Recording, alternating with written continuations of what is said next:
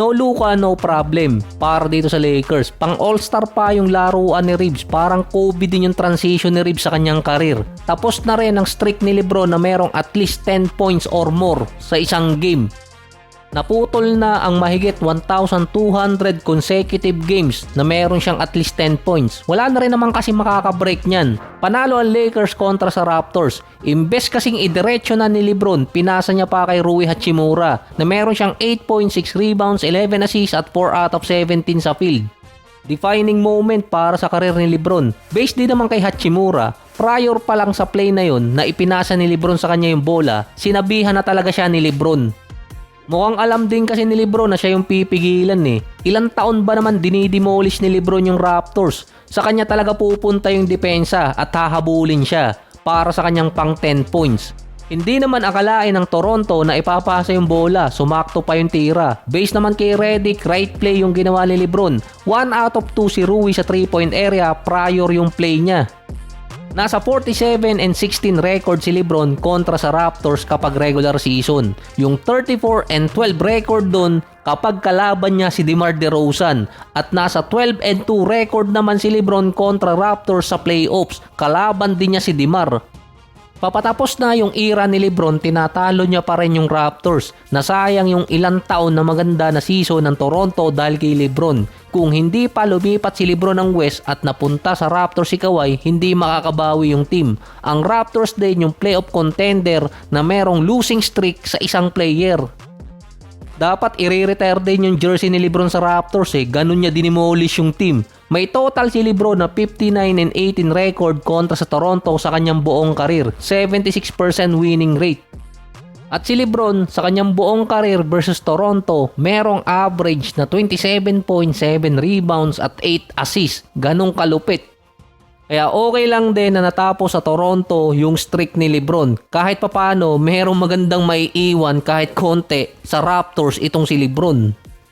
Si Austin Reeves naman, 44 points, 5 rebounds, 10 assists, 5 out of 11 sa 3-point area. Pang tatlong game na ni Reeves na meron siyang 40 or more points. Nag-a-average pa si Reeves ng 41 points, 5 rebounds, 10 assists, 52 and 42% kapag wala si Luka sa lineup. At meron namang 3-1 record sa Lakers. May sunod na game ang Lakers kontra sa Boston. Back-to-back game yun. Road game pa. Hindi pa sigurado kung maglalaro si LeBron. Nasa injury management pa naman si LeBron. Hinay-hinay rin ang Lakers sa kanya ngayong season. Based din sa report, hindi makakalaro si Luka versus Celtics. Dahil ayon kay Redick, wala pa talagang timeline kung kailan siya babalik. Nanganak pala yung asawa.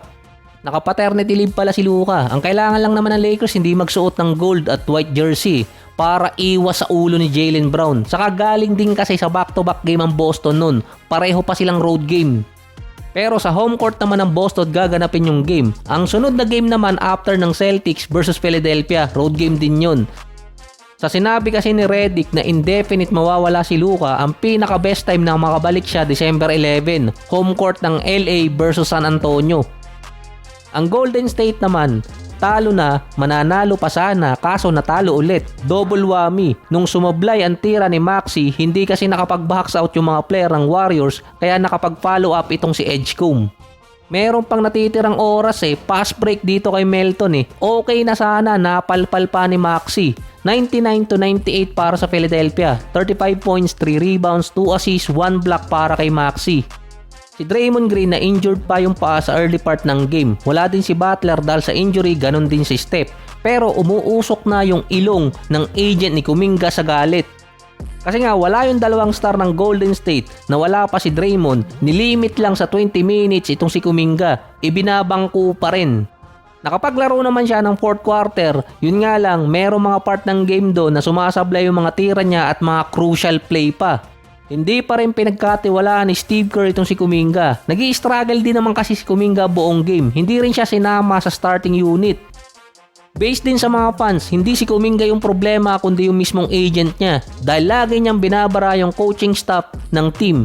Mas effective kasi yung nilagay ni Coach Steve Kerr dito sa Golden State versus Philadelphia. Dahil nailapit pa nila yung score kahit natambakan sila ng mahigit 24 points.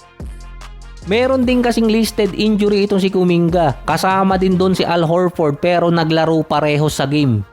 Walang player din na umabot ng 30 minutes dito sa Golden State versus Sixers. Pero ang inaasahan nga ng agent nitong si Kuminga, siya ang ilalagay talaga bilang main man ng team dahil wala yung dalawang star player nila.